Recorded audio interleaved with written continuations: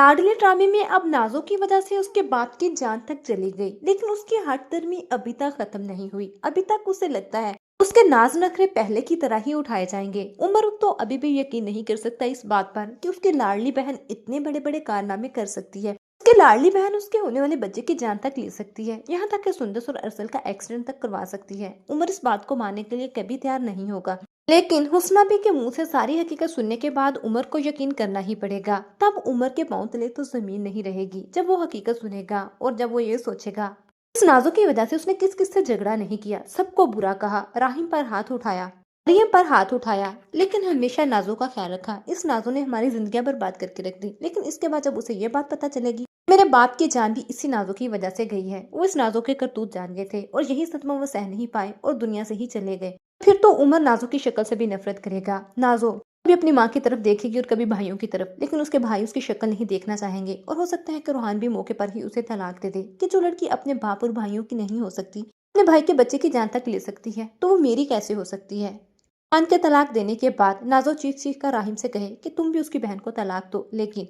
राहिम भी नाजो को shut up call दे दे।